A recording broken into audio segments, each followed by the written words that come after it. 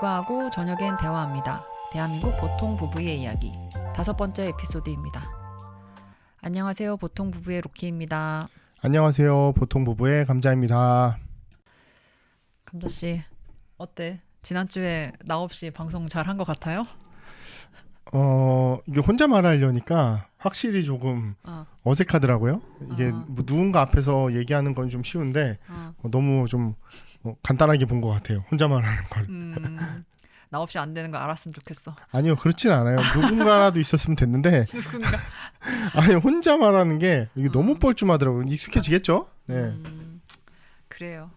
어쨌든 다음에 책 리뷰할 때는 저도 같이 한번 녹음하는 게 좋을 것 같아요. 그렇게 하죠. 그렇게 해요. 네, 대화하듯이 그때 같이 책 갖고 얘기하면 좋겠어요. 네. 오늘이 무슨 날인지 알아요? 오늘이요? 오늘 집 보러 오는 날? 오늘이 국제 행복의 날입니다. 아, 국제 행복의 날? 유엔에서 정했대요. 그래서 3월 20일 날 이제 국제 기념일로 이게 정해져 있는데 이때 세계 행복 보고서가 이제 발행된다고 하더라고요. 뭐 발렌타인데이 같은 상술은 아니겠죠? 상술은 아니지. 그래서 이때 매번 보고서가 나오고 이제 한국은 52등이라고 작년에 나왔다고 합니다. 이게 그럼 행복 지수 맨날 찾는 게 바로 이때예요. 맞아. 그래서 핀란드는 7년 연속 1등이라는데 우리는 52위인데 이게 올라간 거래요. 작년에는 그나마. 왜 올라갔지? 난 더 불행해진 것 같은데. 뭐가 불행해? 애가 지금 둘이나 있고 행복한데 무슨 소리야? 직장이 잘렸잖아. 직장에서 우리 직장 망했잖아. 뭐 어쩔 수 없지. 맞아. 우리 감자 씨의 학교가 이제 폐교를 하게 되면서 전 실직자 남편과 함께 방송을 진행하고 있습니다. 맞습니다. 네. 핀란드는 뭐 놀고 먹으니까. 뭘 놀고 먹어? 핀란드도 거의 자원 수출국 아닐까요? 거기 나무가 어마어마하잖아요. 근데 제가 이제 교육에 있었지만 맨날 교육하면 북유럽 그래요. 핀란드도 그렇잖아요. 그치. 근데 엄연히 공산주의에서 시작된 베이스랑 애초부터 자본주의에서 시작한 베이스랑은 좀 다른 것 같아요. 일단은 공산주의에서 시작돼서 자본주의가 들어온 곳은 분배가 굉장히 자연스럽고 국가가 주도하에 뭔가를 하는 것이 굉장히 익숙하고 편안한 반면에 그렇지 않고 자유주의에서 시작하다가 점점 수정자본주의로 가는 이런 시대, 이런 곳에서는 아무래도 조금 더 내 돈을 나눠 갖는다? 국가가 뭔데 내 돈을 더 뺏어가? 해준 게 뭐가 있길래 세금을 이렇게 많이 걷어가지? 라고 하는 생각이 벌써 이게 훨씬 딱 드니까 그래서 교육도 사실 바탕 차이가 많이 나는데 우리나라에서 계속 북유럽을 배우려고 하고 행복도 지금 그렇잖아요. 북유럽이 행복하다 이렇게 얘기하잖아요. 아무래도 기본소득이나 이런 것들을 더 많이 주니까 조금 더 행복감을 느낄 수 있을 것 같아요. 내 혼자 힘으로 살아남아야 돼 라고 하는 이런 대한민국이랑은 차이가 좀 있을 것 같아요.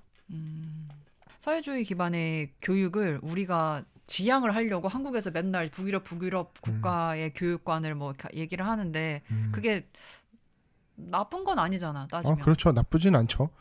근데 이제 시작점이 다른데 베껴온다고 되겠느냐.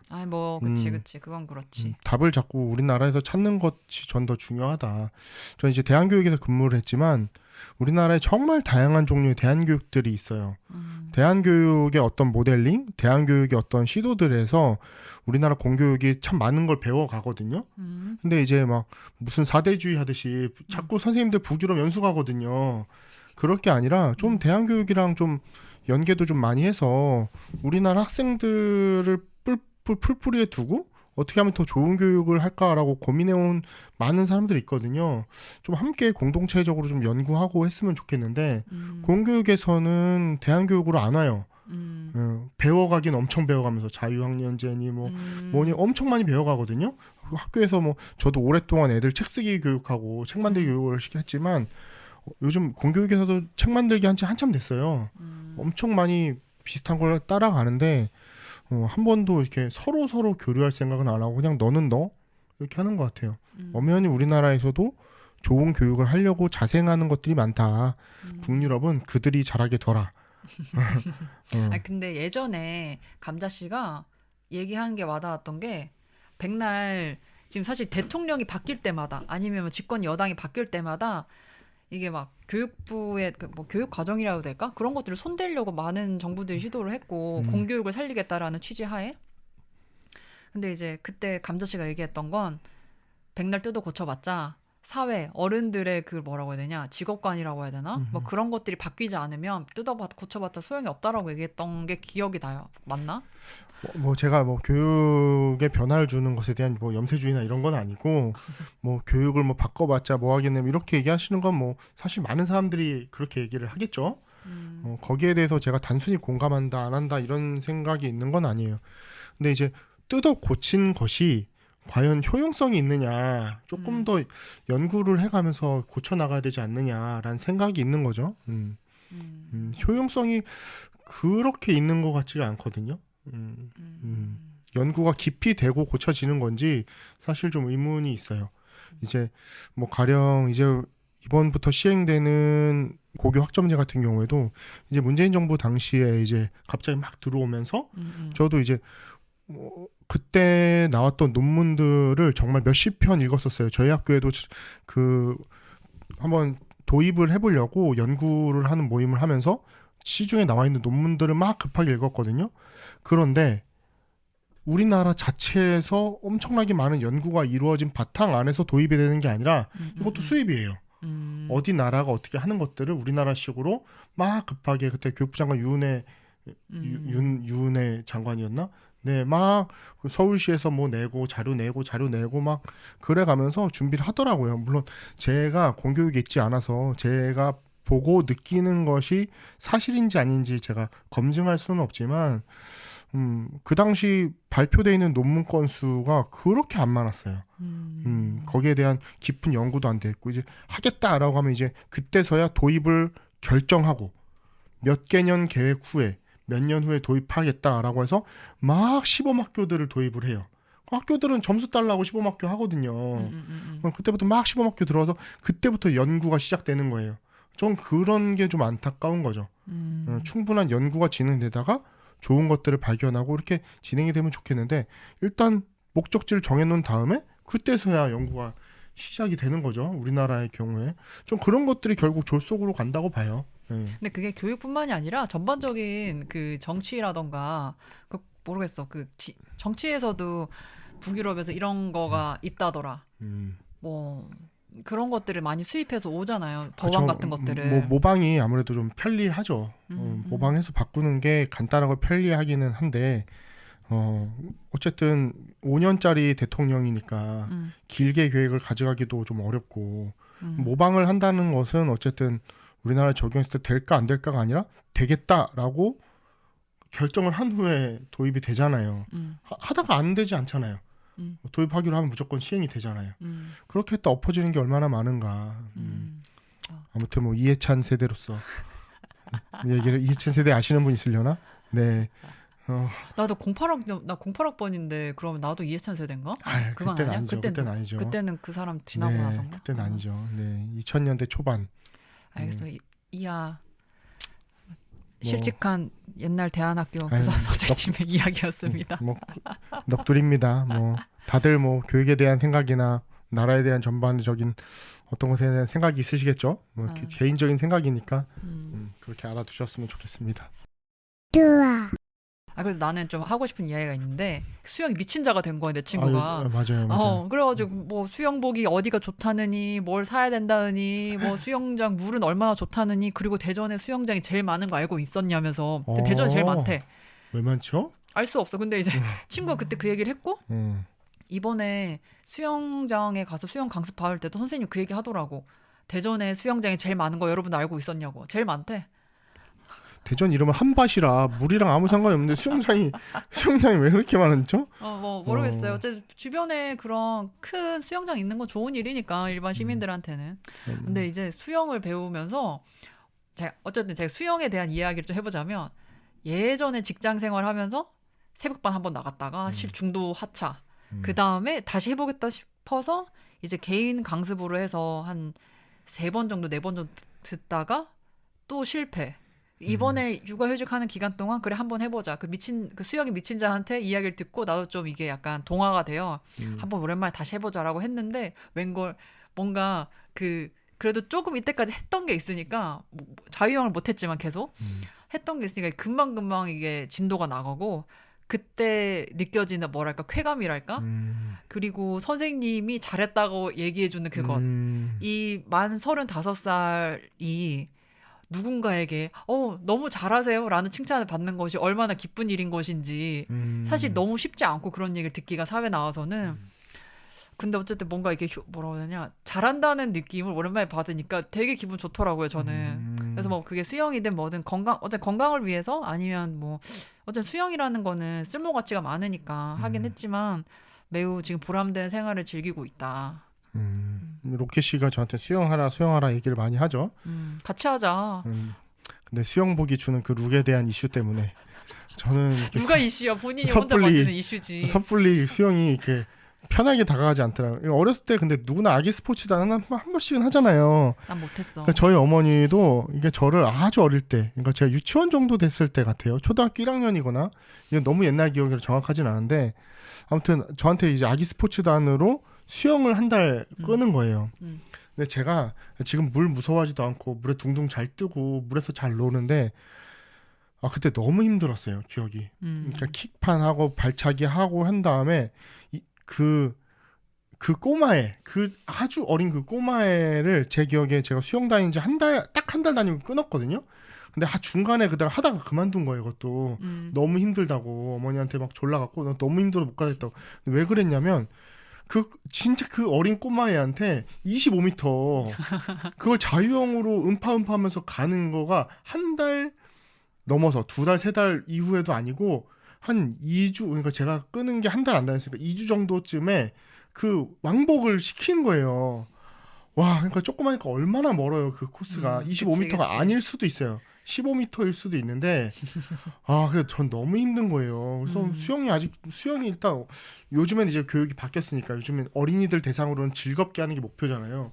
근데 그 당시 교육엔 어린이들 즐겁게 하는 교육이 아니었던 것 같아. 자유형을 떼게 하기 위해서 애들이 줄줄이 물로 들어가서 퐁당 음파하면서 그 길을 줄로 왔다 갔다 하는데 제가 뭐 선수할 것도 아니고 그때 너무너무 싫었어요. 수영이 너무너무 힘들고 이거 음파 오른손 왼손도 잘 못하겠는데 와 그걸 시키니까 그 다음부터 저는 수영의 숫자도 안 꺼내는 것 같아요. 그래서 같이 안 가는 건가요? 그러냐 룩 때문에. 룩 때문에? 룩 이슈 때문에. 좀 부끄럽다. 나는 그런 게 누구도 제 몸에 관심이 없지만 그냥 혼자 부끄럽다. 그런 생각입니다. 저는 발목이랑 무릎이 좀 나아지면 전 다시 테니스 할 생각입니다. 알겠습니다. 각자 하고 싶은 거 합시다. 그냥. 네네. 테니스가 너무 재밌고 좋아요. 그래요. 좋아. 오늘은 한번 여행 가는 것에 대해서 이야기를 좀 해볼까 합니다. 딴 얘기가 길었죠. 여행 얘기하기로 했는데 그죠? 이게 여행이라고 하면 사실 뭐 나 어디 갔다 왔다. 어디 갔고 이런 거 사진도 많이 찍고 어디가 맛있더라. 뭐 그런 이야기들이 사실 줄을 이뤘는데 제가 대학생 때 처음에 여행 갔던 계기는 뭔가 깨닫는다는 거예요. 여행을 가게 되면 나를 깨닫게 된대. 세상을 알게 되고 그렇게 해서 여행을 갔었거든요. 감자 씨는 여행을 가는 이유가 뭐라고 생각해요? 제 개인적으로 가는 이유요? 아니면 사람들이 가는 이유요?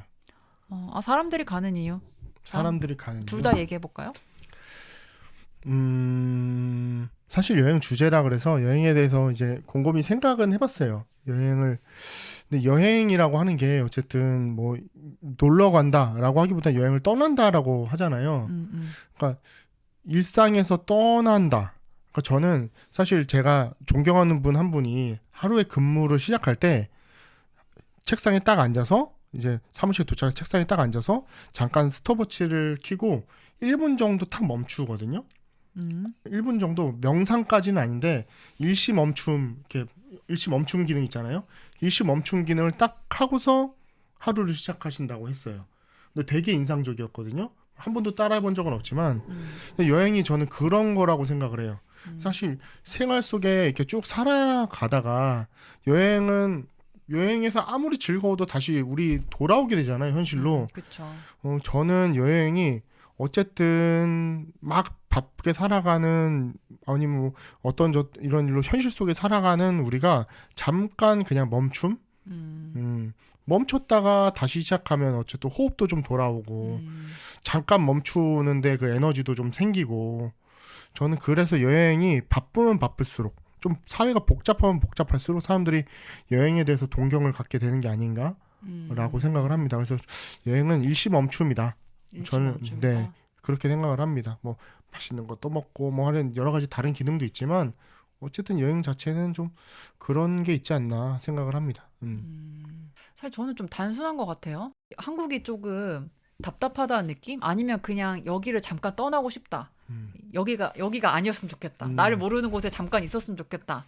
라는 마음으로 가는 경우도 종종 있었던 것 같아요.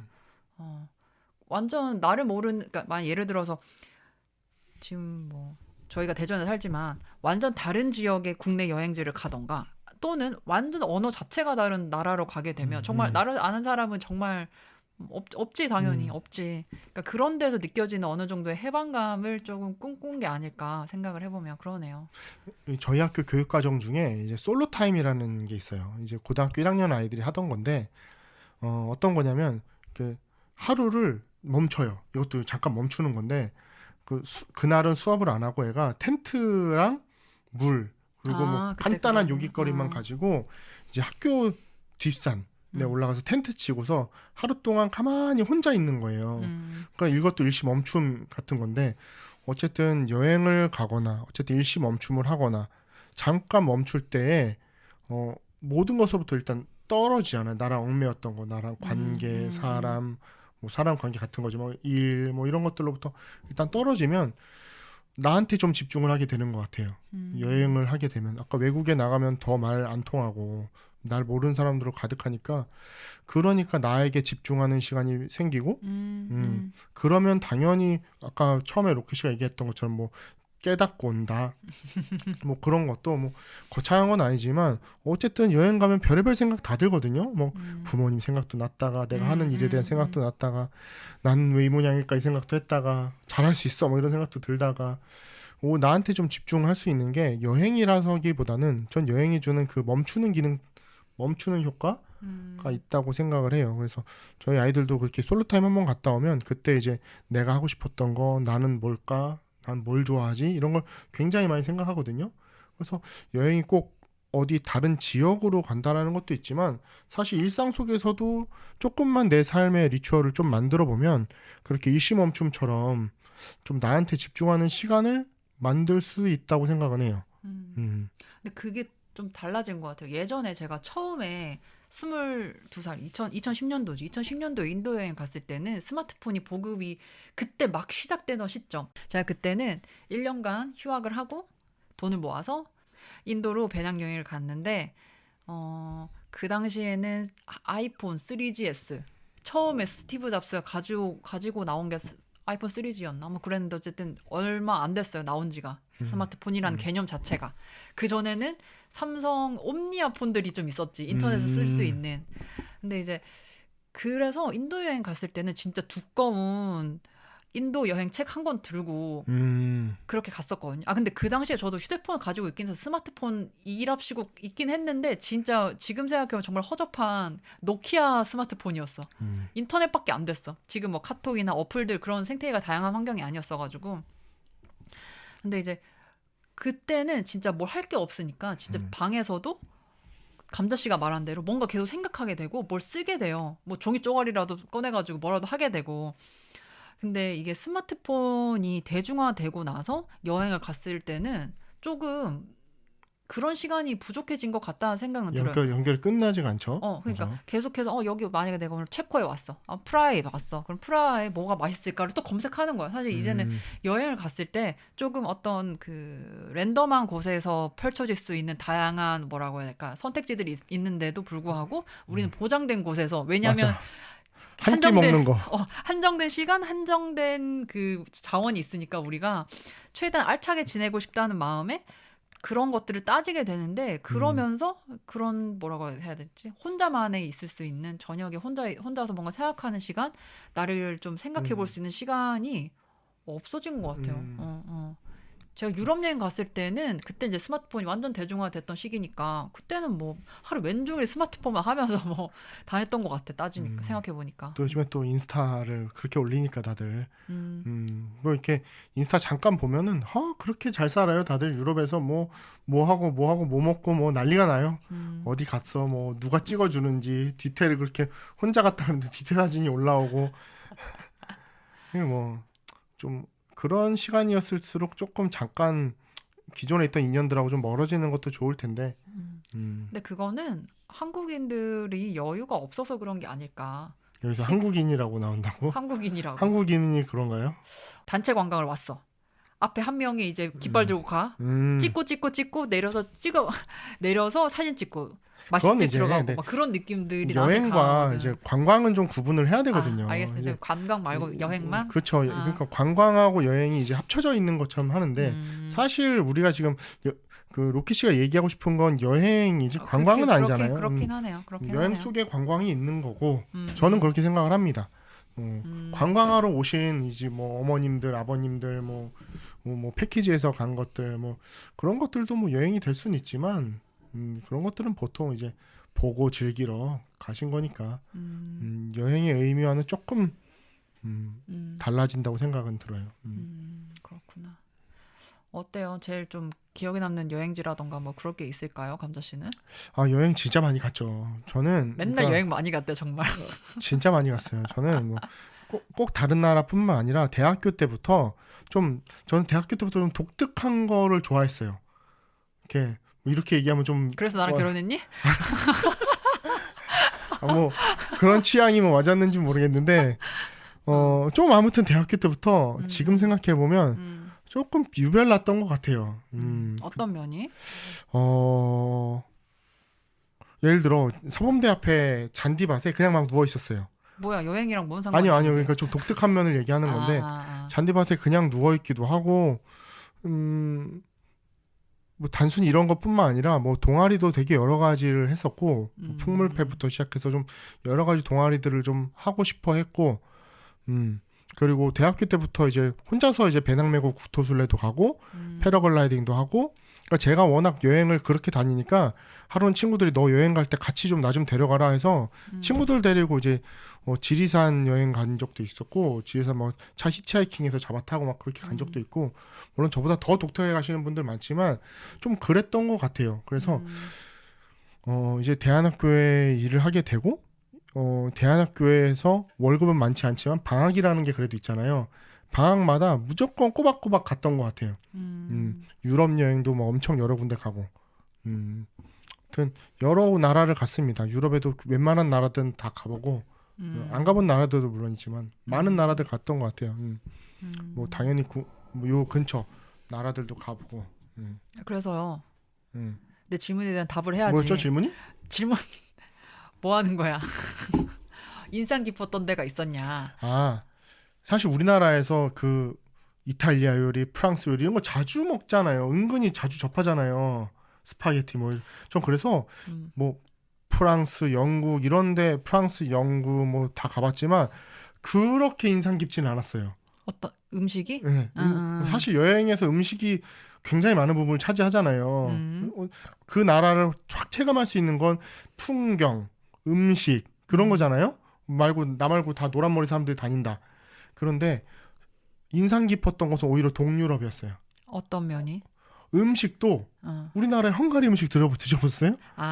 그런 것들 확실히 때문에 다르다. 이국적이라서 더 오히려 그 서양 요리보다는 우리 동양 음식하고 서양 요리가 섞인 듯한 느낌인데 오히려 그게 우리는 서양 요리를 자주 먹어서 그런가 오히려 더 이국적이었어요. 뭐 굴라쉬라고 하는 뭐 김치찌개 비슷한 뭔지 알아. 뭐 이런 거 스튜도 막 나오고 하는데 저는 그게 오히려 동유럽이 오히려 좀 재밌었던 것 같아요. 사실 우리가 미디어에서 제일 많이 접하는 건 서구권이고 진짜 말 그대로 미국, 영국 요쪽의 문화들을 제일 많이 접하잖아요, 저희가. 그리고 그래서 그런 거 아닐까? 그 서유럽 쪽을 가면 그 알 수 없는 그 묘한 반감이 있어요. 예를 들어 루브르를 갔는데 이게 다 뺏어온 거야. 제국주의의 산물이지. 그 제국주의 산물이지. 제국주의는 어쨌든 나쁜 놈들이야 생각해보면 진짜 맨날 생각하지 마. 뭐 제국주의는 어쨌든 인류의 시행착오 중에 하나잖아요. 제국주의가 지금 옳다고 얘기하는 사람들은 없으니까. 그쵸. 그때 들어온 것들인데 동유럽은 온통 예를 들어 독일만 가도 서독과 동독이 확 다르거든요. 동독은 그냥 건물들 새까매요. 불에 탔어. 이 전쟁의 모습들 좀 훨씬 가난하거든요, 나라가. 그래서 동유럽이 훨씬 더 좀 뭔가 마음이 편안하달까? 이게 우리나라가 사실 그렇잖아요. 전쟁이 피해 나라잖아요. 뭐 그쵸, 우리나라 음식들 그쵸. 뭐 무슨 국밥 뭐 우리나라가 안심 이런 거 먹습니까? 일본처럼? 우리나라는 맨날 창자예요. 이게 전쟁 문화거든요. 맞아. 족발, 뭐 다리 같은 거 먹고. 동유럽이 마음적으로도 친근한데 풍경들도 이국적이고, 뭐 와인 이런 것도 맛있고. 체코 맥주 엄청 유명하잖아요. 그런가요?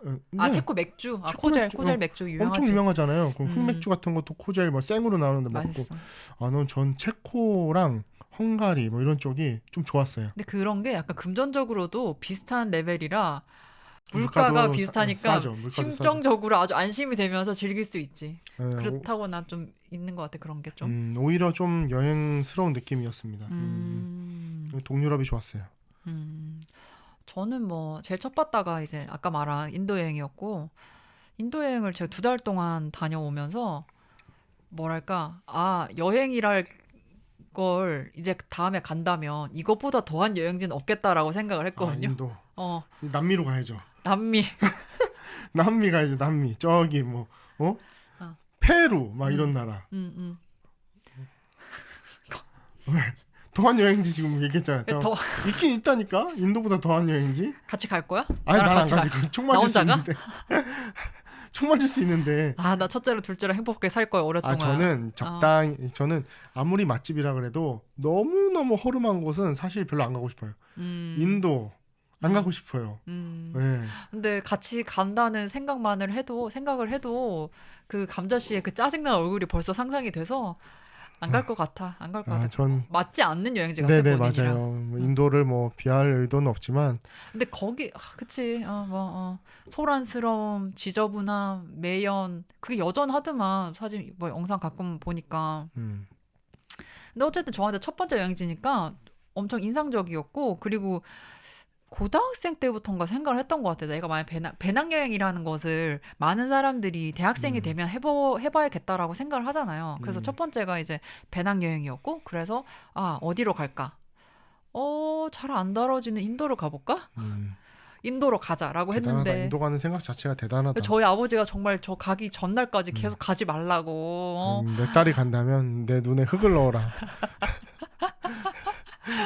근데 지금 생각해보면 너무 위험한 것 같아. 난 진짜 거기 가서 아무것도 하나 잃어버렸어. 하나 잃어버린 게 화장품 하나, 알로에 젤 하나 잃어버렸어. 이제 뭐 로키 씨도 뭐 뉴델리 이런 데 간 데가 아니라 뭐 어디 이상한 데 갔다면서요.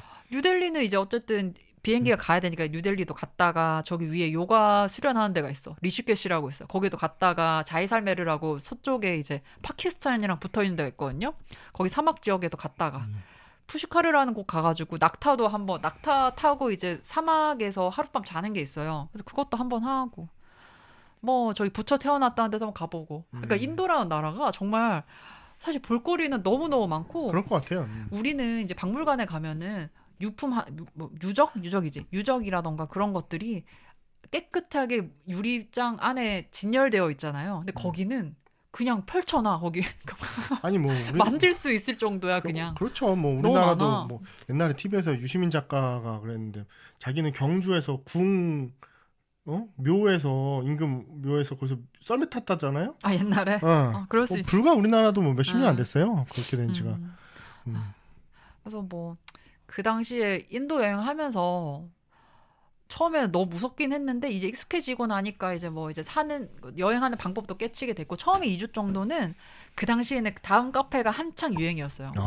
얘 네이버 카페가 지금 대세잖아. 예전에는 무조건 다음 카페였고, 거기에 인도 방랑기인가 인도 여행기인가 뭐 어떤 그런 카페가 있었고, 거기에서 같이 여행할 사람 구합니다라고 해서 한 2주 정도는 오빠 2명 그리고 언니 1명 이렇게 해서 4명이서 같이 다니다가 이제 2주 후에는 각자 이제 떨어져서 이제 각자 여행을 한 거였는데 그 당시에 배웠던 경험들이 꽤나 저는 그 다음 여행에 그리고 내가 이제 세상을 대하는 데 있어서 많이 중요한 역할을 한 것 같고 뭘 그렇게 배웠어요? 영어는 중요하다. 아, 영어는 진짜 중요하다. 그 이게 인도 가야 배울 수 있는 거예요? 그런 건 여행을 가면 배우게 되지 않나? 여행을 가면 어디 여행이든 다 그렇죠. 그건 일본 그렇지. 빼고. 아, 일본 못 알아듣겠어요.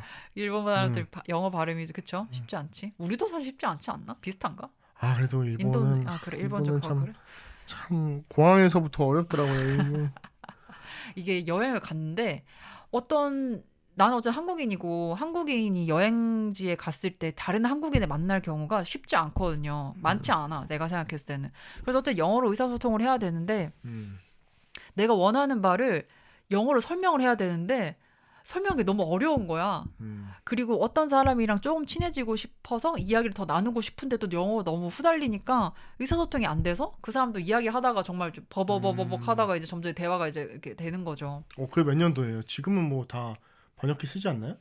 2010년도 아까 내가 얘기했듯이 제가 옥스포드에서 길을 잃었거든요. 어. 저는 이제 대학교라는 개념 우리나라처럼 캠퍼스 어. 해서 그냥 대학교 울타리랑 딱 있는 줄 알았는데 이제 서양 가니까 대학이 그냥 빌리진 거예요. 마을 하나가 다 대학이야. 어디 그러니까 예를 들어 그 담장 안에 우리나라처럼 뭐 그치, 공과대 이과대 이렇게 있는 게 아니라 그냥 마을 하나를 놓고 어디 건물이 공대고 한참 걸어가면 어디 막 사람들 같이 있는 게 섞여서 아니구나. 어디 건물이 뭐 의대고 막 이래요. 제가 옥스포드에서 길을 잃어버려가지고 우리 일행들이 어디 갔는지 모르겠는 거예요. 그래서 지나가는 사람들한테 번역기로 다 혹시 동양인 어디 본 적 없느냐 계속 물으면서 다녀서 찾았잖아요. 뭐 영어 없어도 뭐 잘 됩니다. 그러면 이제 우리들끼리만 노는 거지. 인정해. 그건 인정해야 그렇죠. 돼. 이게 그러면 거기 있는 로컬들이랑 어울릴 수가 없고 다른 그렇죠. 나라에서 온 여행객들과 어울리기가 어쨌든 이거는 그러네요. 그렇긴 하네요. 불리한 점이 당연히 있어요. 그거는. 그래서 저희 학교가 이제 졸업 요건이 토익 몇 점 600인가 700인가가 졸업 요건이었어. 와 근데 그게 문제가 아니라 이거 진짜 밖에 나와서 누군가랑 이야기하려면 영어 꼭 필요하겠다라고 생각을 해서 진짜 공부 열심히 했는데 아직도 요 모양이네. 그러니까 저는 이제 전공이 국어라서 사실 영어 너무 대학교 내내 안 들여다봤거든요. 그러다 보니까 영어가 너무 멀어진 것 같아요. 근데 영어는 뭐 하고 싶어요, 저도. 내가 느낀 게 뭐였냐면 어딜 가든지 나한테 어느 나라에서 왔냐? 걔네들은 또 우리 Where are you from이잖아. 걔네들은 인도 애들은 which country 그런다? 어느 나라 나한테 계속 그래. 그래서 내가 코리아라 그러면 노스 사우스 막 또 그래. 사우스라고 해야지. 사우스라 그러면 너는 그때 당시에는 김정일이 살아 있었나 기억이 안 난다. 2010년이요? 2010년도 죽었나 기억이 안 나. 살아 있을 때 같은데. 그래서 너는 북한이 핵무기 가지고 있는 거 무섭지 않냐고 나한테 그러는데 나도 이걸 설명을 하고 싶은데 우리나라 사람들은 사실 무슨 맨날 미사일 쏘고 하는 거에 대해서 두려워하는 게 거의 없잖아요. 맨날 터뜨리고 하니까 그거에 대해서 약간 만성이 돼 있는 이 상황을 설명하고 싶은데 못 하겠는 거야. 2010년이면 김정일이 확실히 살아 있었어요. 그래? 제가 이제 군대에 있을 때 2007년에 그때 북한이 핵을 쐈어요. 자, 핵실험을 했어요. 처음으로. 그때 처음 한 거야? 네네. 핵실험 자체는? 완전 처음인지까지는 제가 모르겠는데 와 제가 병장이었는데 제대곧 앞두고서 엄청 난리가 난 거예요. 막 진돗개 막 올라가고 해서 핵실험을 했다 그래가지고 와 제대로 이대로 못하는 건가 생각했던 기억이 나요. 2010년이면 그때보다 3년 후잖아요. 그렇게 급격하게 죽진 않았죠. 언제 죽었는지 모르겠지만 한참 이후겠죠. 문재인 대통령 때가 이제 지금이고 그죠? 그렇죠. 문재인 이전 이명박 때만 해도 박근혜 때가 가물가물하네 북한이. 됐어. 이명박 때만 돼도 벌써 김정일이긴 해요. 어쨌든 뭐 그런 것들에 대해서 설명을 하고 싶었는데 설명하기에 너무 버거웠고 그런 내 자신이 약간 초라했다.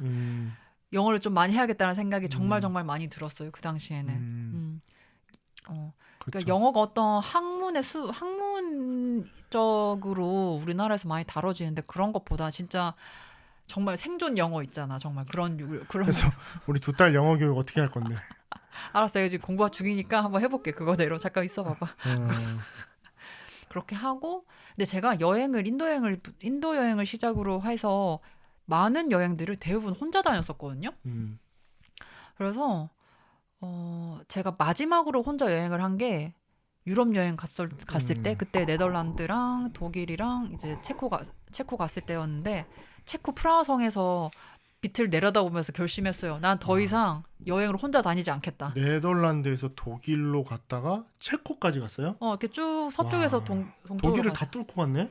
근데 독일에서 뭐 그냥 몇 군데 안 갔던 것 같은데. 네덜란드면 저쪽 서유럽에서도 음, 저쪽 끝에 붙어 있는 거고. 음. 당시에 제가 또 BTS에 약간 꽂혀 있었는데 어쩌다가 알게 된 해외에 BTS 아미가 있었어. 우리끼리 막 카톡을 주고 받다가 야, 나 그 유럽 여행 가려고 하는데 너 나라 어디야? 나 네덜란드야. 그래? 네덜란드 한 번도 안 가봤는데 한번 가볼까 해서 그때 어쩌다가 네덜란드를 시작으로 해서 가게 된 거예요. 그래서 만났는데 내가 와 정말? 아 진짜? 막 이러니까 얘가 너무 좋아하는 거야. 그 BTS 영상들을 보면은 애들이 뭐 진짜 뭐 그런 얘기를 하나 봐.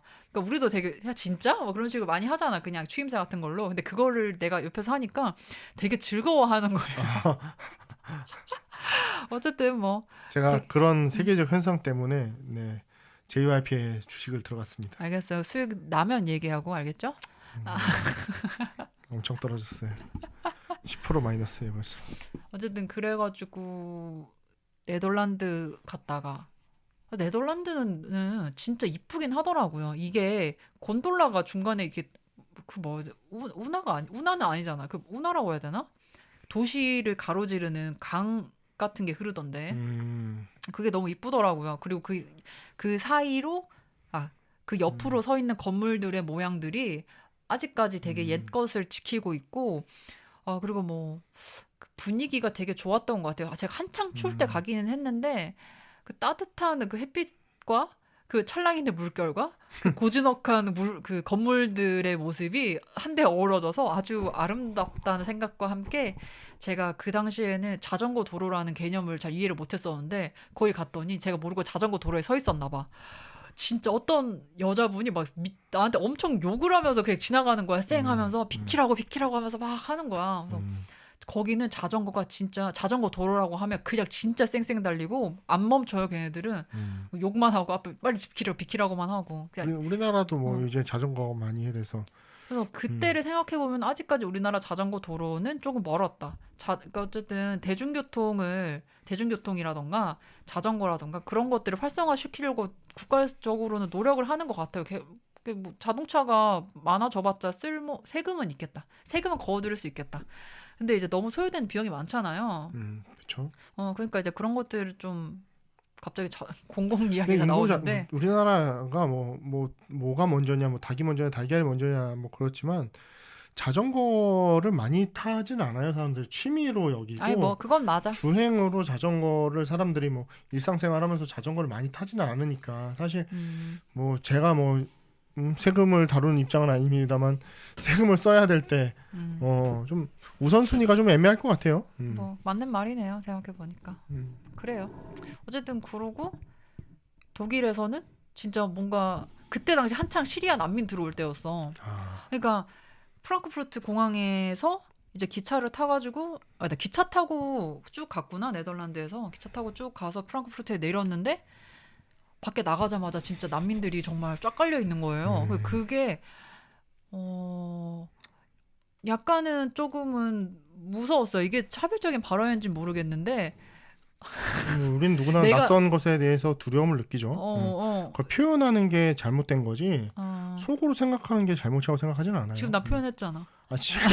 이제 그때에 대한 소회를 밝히면서 얘기를 하는 건데 이제 그 사람들한테 이제 뭐 가령 제가 뭐 그 독일 갔을 때 이제 쾰른 대성당에 가는데 갑자기 그 고등학생들이 여자애가 막 우르르 달려더니 눈을 쫙 찍고 그러고 막 깔깔거리고 가요. 또 중국 뭐 동양이 비하구나. 표현이죠. 동양인 비하죠. 그런 행동은 잘못된 거죠. 근데 잘못했죠. 뭐 두려울 수 있죠, 당연히.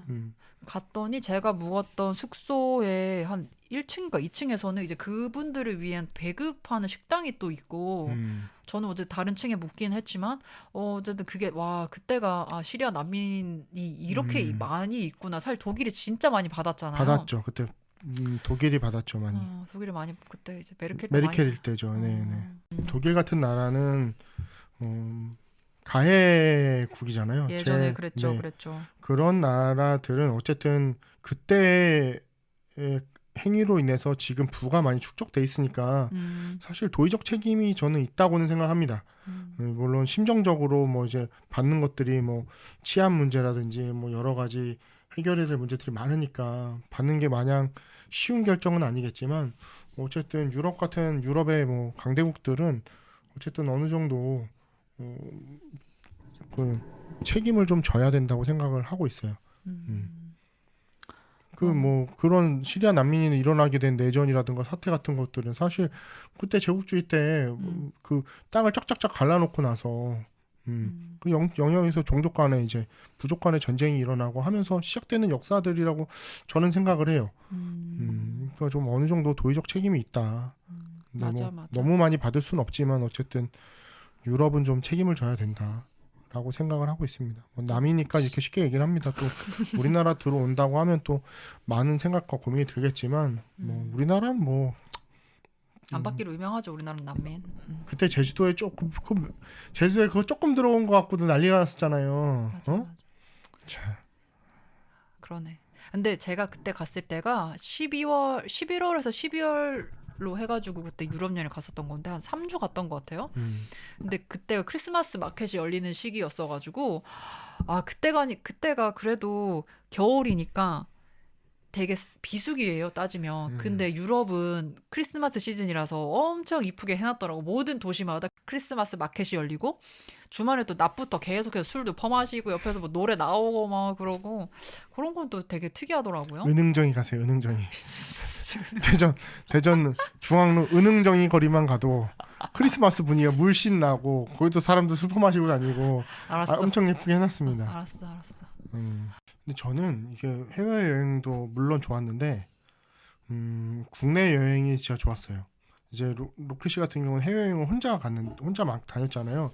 로키 씨는 영어를 잘 하니까 아무래도 해외 여행 같은 게 좀 자신감이 있어서 그런지는 모르겠지만 저는 해외 여행 가면 이제 어려운 것, 어지러운 것, 막 알 수 없는 것도 투성이니까 좀 그런 마음이 좀 편안해야 그래도 나에 대한 생각도 들고 여행을 좀 즐기게 되는데 제가 막 해외에서는 또 그렇게가 잘 안 되더라고요. 근데 국내 여행에서는 오히려 좀 많이 자유로웠던 것 같아요. 그래서 생각할 것들도 많고 그래서 국내 여행을 제가 처음에 여행이라는 단어를 말했던 그 의미대로라면 저는 국내 여행이 굉장히 좋았어요. 혼자서 그래서 국내 여행은 그냥 뭐 어디 뭐 먹으러 다니고 이런 게 아니라 뭐 혼자서 국토순례도 막 강원도 종단에서 저기 경상도까지 혼자 막 텐트 메고 막 해서 걸어갔었고 제주도 자전거 일주도 뭐 벌써 2번이나 돌았고 그리고 지리산 종주도 좋았어요. 지리산 종주도 막 하면 별의별 생각 다 들어요. 숨이 헐떡헐떡 거리면서 이런저런 생각도 하고 또 자연으로 탁 막혀 있잖아요. 저는 조금 더 나이 먹기 전에 지리산 종주는 좀 다시 한번 해보고 싶고 제주 일주도 한번 좀 지금은 이제 늙었으니까 자전거로는 못하고 오토바이로? 뭐 어떻게 걸어서 가면 되지. 근데 제주도가 걸어서 못 가요. 제주도. 근데 올레길 같은 거 종주하는 그런 게 있지 않아요? 그 종주는 있죠. 종주는 있는데 올레길 그게 코스가 제주 한 바퀴 돌면은 거의 한 250km 돼요. 제주도 한 바퀴 돌려면요. 그 뭐 거의 한 달 잡아야 돼요. 첫째랑 둘째 데리고 가. 그럼 난 보내줄게. 아니 로키 씨가 애들 데리고 시댁이나 좀 여행하고 오세요. 전 집안에서도 혼자 충분히 여행을 즐길 수 있어요. 맨날 무슨 뭐니 그 요즘에 독박 투어인가 그거 보느라 완전 빠져가지고. 아니 여행을 못 가니까 사실 못 저희가 가지, 이제 우리가. 코로나 때 결혼을 하고 2020년도에 결혼을 하고 맞아 그 얘기를 해야 돼. 신혼여행을 이제 어디로 갈까? 우리 해외는 못 나가는데 지금 그러니까 서울로 갔잖아요 결국. 한겨울에 서울에 갔지. 서울로 갔죠. 서울로 가고 그 이후로 뭐 아이들 데리고 소소하게 이제 뭐 간단한 데 갔지만 한 번 가고 오면 너무 힘들다라는 걸 뼈저리 깨닫고 한동안 안 가게 되잖아요. 지금 여행이 제 인생에 5년간 이렇게 메마른 시기가 없었어요. 근데 이렇게 5년간 메마를 수 있는데 애가 좀 클 때까지니까 앞으로 그래도 한 5년 6년은 더 메말라 있는 시기가 오잖아요. 그러니까 지금 여행이 좀 고픈 것 같아요. 근데 그게 마음이 왔다 갔다리 하는 것 같아요. 아, 지금 욕심내서라도 한번 갔다 올까? 그런 생각이 들다가도 가서 피곤할 걸 생각하니까 아, 안 되겠다라는 생각도 들고 이게 지금 얘네들이 지금 25개월, 6개월이니까 지금 가는 건 사실 우리가 가고 싶어서 가는 거지 얘네들의 견문을 넓혀주고 싶어서 가는 건 아니잖아요. 지금 가는 건. 이제 여행의 의미가 이제 로키 씨가 그렇게 얘기하니까 또 다른 의미가 또 생각이 나는데 그냥 아이들이랑 같이 여행을 가고 싶다라는 이 마음은 뭐 나를 찾는다 이런 건 아, 아니잖아요. 당연하지. 이번엔 그런 내 건 아니겠지. 인생에 어떤 사진들을 남기러 가는 것 같아요. 그 사진들 저 이제 나이가 들어서 앨범 같은 거 이렇게 보면 새록새록하고 막 그때 기억으로 딱 돌아가잖아요. 그러니까 아이들 데리고 여행을 가고 싶다 이렇게 생각이 드는 지금 내 마음은 아, 좀 내 인생에도 좀 사진들을 더 많이 남기고 싶다 그런 생각이 좀 많이 드는 것 같아요. 그래서 애들이랑도 사실 조금만 더 크면 이것저것 많이 가고 싶어요. 애들이 아빠와 같이 가준다면. 딸들이라 사실 좀 두렵기는 해요. 근데 나중에 뭐 아빠랑 안 논다고 할까봐. 감자 씨가 워낙 다정하니까 잘 지내지 않을까? 지금도 첫째는 우리 감자 씨만 찾던데 엄마랑 안 자겠다고 그냥. 그렇게 된 지 얼마 안 됐어요. 사실 이렇게 딸을 끌어안고 자는 건 참 좋거든요. 이게 기분이 되게 좋은데 언제까지 그럴 수 있을까? 그래도 첫째 태어나고 나서는 한 번 정도는 그래도 같이 여행을 다녔는데 그때 그리고 그렇게 힘들진 않았어요. 애가 워낙 어렸고 잠을 잘 자던 시기였고 먹는 것도 분유밖에 없었고. 아, 근데 지금은 밥 먹일 거. 그다음 첫째랑 둘째 먹일 것, 잠잘 것을 생각하면은 어디 가자라고 얘기하는 게 쉽지 않은 것도 사실이고 참 근데 고민이 이제 많습니다. 그게 우리 부부의 특징인 것 같아요. 음, 예를 들어 지난번에 이제 제가 직장 동료들이랑 야구장에 갔는데 어. 와 유모차에 갓난 애기를 데리고 와서 응원하는 거예요. 그런 거부터 봤어 나.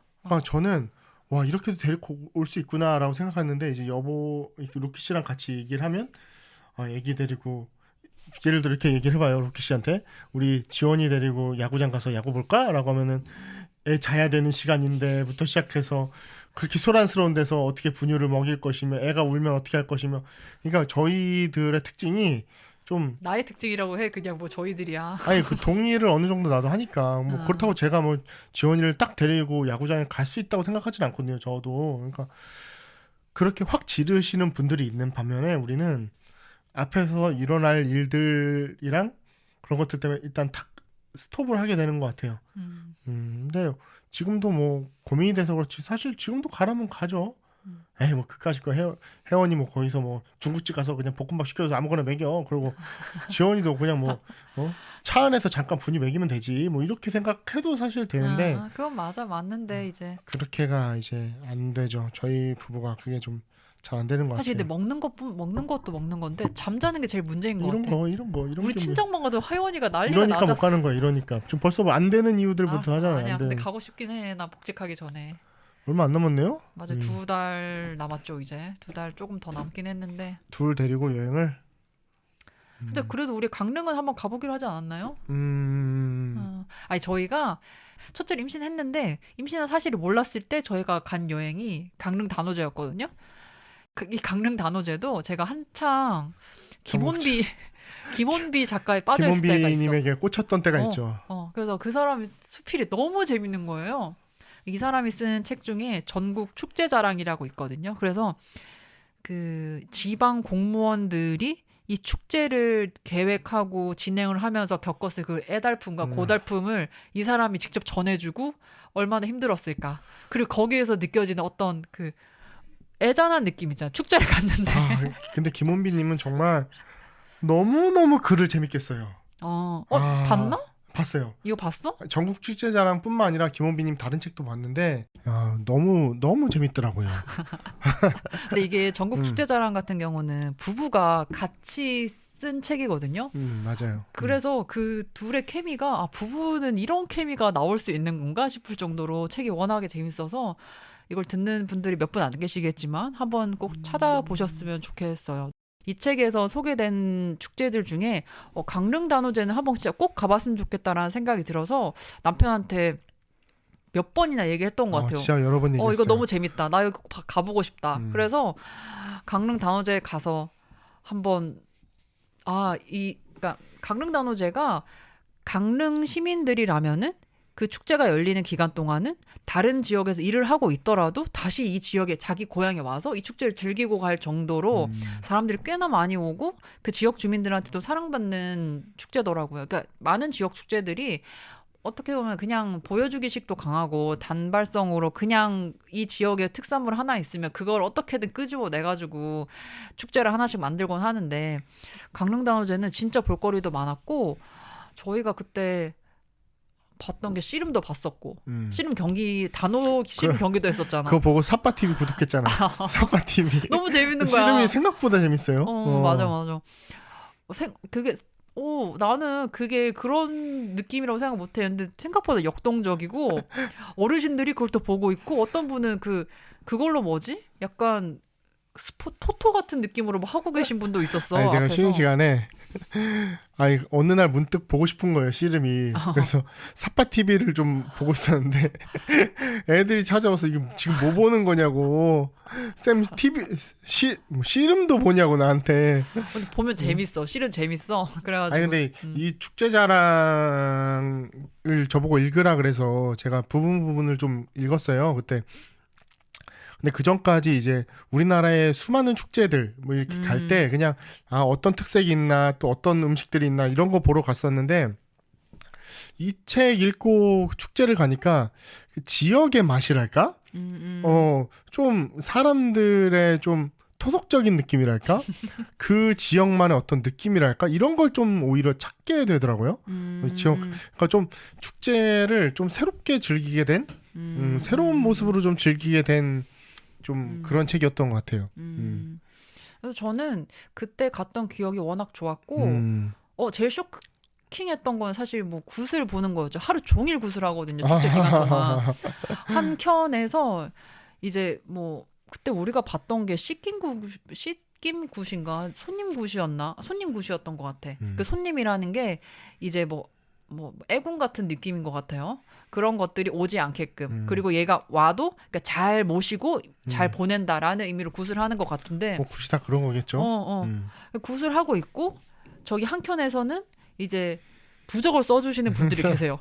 그래서 실시간으로 사람들이 둘러싸서 이제 그 굿을 보고 있는데 한켠에서는 그 무당분들이겠죠? 무당분들이 몇 분이 앉아 계셔가지고 이제 사람들이 일반 시민들이 와가지고 무슨 자기 뭐 이야기를 해요. 그럼 갑자기 돈을 꺼내고 갑자기 부적을 써주신 다음에 갑자기 불을 붙여서 하늘로 날려 보내는데 바로 옆에 있는 알바생들 젊은 청년 애들이 청소기를 들고 그거를 다시 이렇게 바로 빨아당기는 그 모습이 제가 공중에 뜨자마자 청소기로 빨아들이면 걸 보는데 이것이 과연 기도가 하늘로 올라가려다가 그러니까, 끝나는 게 아닌가. 내 말이. 근데 너무 안 어울리잖아. 뭐지 부적과 청소기와 그리고 앞에서 이제 막 절을 하고 있는 사람과 그 모든 것이 약간 하나의 부조리극 같은 느낌이랄까. 너무 재밌었어. 어제 그런 광경을 쉽게 볼 수가 없으니까. 그래서 강릉단오제는 그런 경험들, 특색 있는 경험들을 할 만한 지역 축제인 것 같고. 좋았어요. 네. 그래서 지금 남편 감자 씨에게 또 이야기를 하지만 내가 복직하기 전에 아니 복직하고 나서라도 강릉단오제는 한번 또 가봤으면 좋겠다. 강릉단오제를 한 번 더 가는 것도 저는 좋을 것 같고 그 전국 축제자랑에 나오는 곳 중에 좀 재밌는데 하나 또 다른 곳 한번 가보는 것도 좋을 것 같아요. 내가 제일 궁금했던 것 중에 하나가 이 중에서 보면은 완주 와일드 푸드 축제라는 게 있어요. 우리가 듣도 보도 못한 음식들을 그러니까 약간 괴랄한 괴식 같은 거를 먹는 축제거든요. 그래서 그걸로 토너먼트지. 그걸로 이제 그런 대회 같은 것도 해요. 그래서 시민들이 와서 참가 신청을 하고 그 먹는 대결을 하는 거야. 근데 갑자기 떠오르는데 김천이라는 지역에서 김밥천국 축제 하는 맞아. 것도 그치. 좀 너무 신박한 축제들이 너무 많으니까 사실 뭐 국내에서 그런데 여행하는 것도 좋을 것 같아요. 이렇게 찾아서. 맞아. 맞습니다. 어때 우리 지금 추후에 갈 여행을 위하여 주식을 하고 있잖아요. 그렇죠. 지금 그 주식 계좌 지금 종목이 뭐가 있죠, 우리? 테슬라요. 테슬라 하나 있는겨? 네. 몇 퍼센트죠 마이너스 지금? 테슬라요. 그까지 얘기하고 싶은 건가요? 트럼프가 취임한 이후 테슬라. 어디가 우리 지금이면 어디 갈 수 있는 거야 우리? 우리 네 식구죠. 음흠. 몇 박 며칠이냐에 따라 달라질 것 같은데. 우선은 국내냐 해외냐 해외를 갈 수 해외 있는 안 돼, 해외 안 돼, 해외 안 돼. 제주도 갈 수 있다? 아니다. 제주도 물가 비싼 거 아시죠? 갈 수 있습니다. 아 제주도 갈 수 있다? 네네네, 갈 수 있습니다. 2박 3일 정도 갈 수 있겠나 그럼? 2박 3일이요? 1박 2일은 아니잖아. 2박 3일은 못 갈 것 같아요. 그 정도라고? 아니 비행기. 비행기 값, 렌트, 숙소, 숙소. 밥값. 이틀 숙소잖아요. 숙소비가 한 20만 원씩만 하면 40. 렌트 한 10만 원, 15만 원씩 하면 7, 80. 비행기 저 없는데요? 돈 없어요. 아니 들어간 돈이 그것보다 많은데 어떻게 된 거죠? 뭐 그 정도 마이너스는 아니에요. 그래도 감자 어? 잘해라. 무릎 오빠, 정도에서 여보. 사서 지금 발바닥이긴 한데 그래도 뭐 애초에 뭐 어깨에 있는 걸 제가 발바닥까지 끌어내린 건 아니에요. 이게 다 트럼프 때문이에요. 제 탓이 아니에요. 트럼프 때문이에요. 맡기라며. 맡겨요. 이렇게 짧게 맡길 거면 뭐 왜 맡겨요? 길게 봐야지 주식을. 알았어. 제가 뭐 어디 뭐 상장 폐지하는 곳에 넣은 건 아니잖아요. 나는 근데 이제 약간 돈을 조금 더 많이 모아서 그러니까 깔짝깔짝 이제 근처에 있는 해외여행 말고 진짜 나는 좀 약간 천의 자연이 있는 호주 어디? 가보고 싶어. 그 정도 가능해요. 호주 갈 수 있다고? 네네네. 제주도를 1박 2일밖에 못 가는데 호주를 갈 수 있다고? 10년만 묵히면 10년이면 여보. 호주 1박 2일 정도까지 가능해요. 10년. 나는 그래도 한 3년 4년 안에는 갔으면 좋겠는데. 애들이 그래도 유치원쯤 돼서 초등학교 들어가기 전에 한번 테슬라 2배 레버리지도 바꿀게. 레버리지 하지 마. 3년 4년 안에 땡겨야 된다며. 그만해. 그만해. 뚜아 감자 씨는 어디 가고 싶은 데 있어요? 그러면 우리 가족? 계획이랄 게 있나? 저는 뭐 애들이랑 캠핑 같은 거 좀 가고 싶어요. 좀 소소하게 그래도 막 몇 년에 한 번 이렇게 기획해서 가는 것도 좋은데 주말이나 이럴 때 좀 아까도 이제 사진처럼 추억을 저장한다고 했지만 애들이랑 이렇게 한 장 한 장 이렇게 좀 정립해서 이렇게 넣어놓는 그런 곳이면 좋을 것 같아요. 제가 또 캠핑에 대한 어느 정도 약간 막연한 꿈 같은 게 있어서 있죠. 몇 번 시도했고 단 한 번도 해피한 결말이 있었던 적은 없어. 미친 바람이 불어서. 최근에는 언제 한 번 이제 둘째를 데리고 나름 이제 산소동 산림욕장이었나? 거기 캠핑장도 있고 산림욕장도 있고 그래서 거기 한번 갔는데 너무 좋다. 다음에 날씨 좋아지면 한번 보자. 날씨가 분명히 좋았거든 우리가 예약한 날은.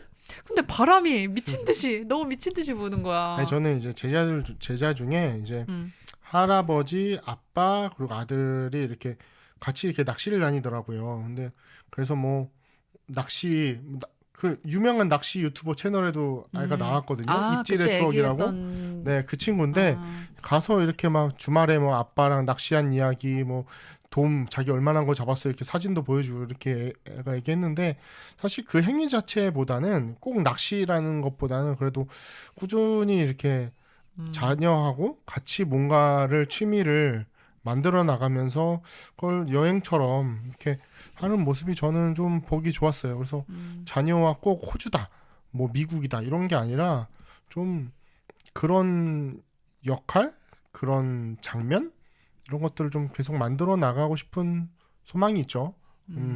너무 아깝잖아요. 한 살 한 살 커나가는 애들이 뭐 모래알처럼 제 손바닥에서 빠져나갈 텐데 어느 순간 훌쩍 커버리면 이제 더 이상 아빠를 찾지 않을 거잖아요.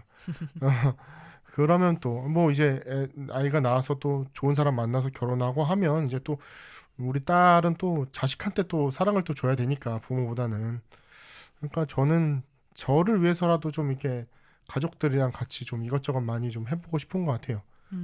로키 씨랑도 마찬가지고요. 꼭 자녀들이 아니라 그런 곳이라면 사실 뭐 그게 뭐 단오제든 뭐 아니면 뭐 김밥천국 축제든 뭐 푼바 축제든 뭐 그런 거는 상관없고요. 애들이랑 같이 그런 거 많이 하고 싶어요. 집에만 있고 싶진 않고. 맞아요. 지금 음. 저희가 그래도 한 살이라도 젊을 때 체력이 될 때 이것저것 같이 돌아다니고 경험도 좀 쌓게 해주고 하면 좋을 것 같아. 사실 진짜 여행의 다는 사실 추억이 아닐까. 여행의 목적이 뭐 추억이지 뭐 맨날 그때 저기 좋았는데 다음에 또 갔으면 좋겠는데. 처음에 도입과 결론이 너무 달라지긴 했는데 그럴까? 어쨌든 뭐 그렇게 일상적인 장면에서 벗어난 장면에서 애들을 만나는 건 좀 중요하다고 생각을 해요. 그러니까 아이들이든 부부든 간에 사실 여러 모습들이 있잖아요. 우리가 갖고 있는 다양한 모습들. 근데 다양한 모습은 다양한 장면 속에서 만나야 된다고 저는 생각을 하거든요. 그러니까 예를 들어 위기의 순간에 보여지는 뭐 제 모습이 있고 안정적일 때 보여주는 제 모습이 있고 다양한 순간에 우리 아이들을 다양하게 만나고 싶어요. 그래서 여행이 나를 발견하는 것도 있지만 가족이 함께 여행을 가면 다양한 이렇게 상황 속 장면 속에서 우리도 우리 아이들을 발견하고 아이들이랑 또 가족 간의 이야기도 또 다른 장면에서만 할 수 있잖아요. 집에서는 할 수 없는 얘기들, 집에서는 뭐 일상적인 얘기 해야죠. 집에서는 뭐 학교 잘 다녀왔냐, 친구들 어떠냐, 오늘 밥 맛있었냐 이런 얘기 하다가 그런데 가서는 너 모델래. 너 커서 모델래. 뭐 이런 얘기도 물론 하고 아빠 어렸을 때는 하고서 내 얘기도 좀 하고 왜 집에서 소파에 앉아있다 갑자기 아빠는 말이야 이럴 수는 없잖아요. 이제 뭐 뭔가 맥락이 없네 그런 것도. 그렇죠. 가족이 서로를 발견할 수 있는 그런 기회들이 우리 가족 여행이 될 수 있지 않을까라고 생각을 해봅니다. 그것도 역시 일시 멈춤이니까 그렇게 생각을 해봅니다. 좋아. 이게 생각보다 여행 이야기를 하니까 처음에 제가 생각했던 그 방향성이랑 이제 점점 이게 뭐라고 해야 벗어난 건 아닌데 되게 생각보다 좀 더 이야기가 다채롭게 나간 것 같아 이번에는. 나 사실 지명만 떡떡떡 찍고 어디가 재밌었고 저희가 별로였고 막 그런 얘기를 하려고 했었는데 이야기하다 보니까 약간 벗어나긴 했는데 좀 더 약간 진중한 이야기를 하게 된 것 같아요 오늘은. 어쨌든 뭐 이걸 들으시는 분이 한 분이라도 계시다면 있는지 없는지 뭐 사실 궁금해요. 듣는 사람이 한 명이라도 있다면 댓글 좀 써주시면 안 돼요? 저 보고 있습니다 라든지 아니 캐나다에 있는 제 제자가 이거 꾸준히 본다고 했거든요.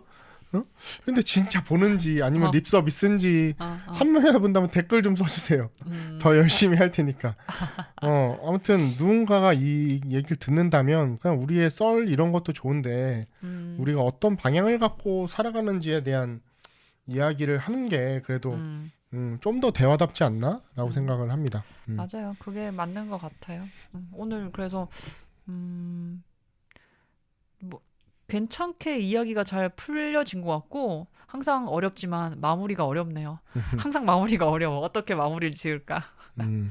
뭐 요 정도 얘기를 하고 우리 여행 얘기는 또 다음으로 여행도 너무 많으니까 사실 국내, 국외 아니면 뭐 여행의 철학적인 부분, 여행의 심미적인 부분 뭐 나눠서 팟캐스트를 해야 되는 게 아닌가. 이거 덩어리로 하니까 중구난방 할 얘기도 너무 많았던 것 같아요. 다음엔 조금 더 좁고 구체적인 얘기로 에피소드 6는 돌아왔으면 좋겠습니다. 좋습니다. 오늘 우리 보통 부부의 이야기는 여기까지입니다. 그럼 다음 이야기에서 만나요. 안녕. 안녕.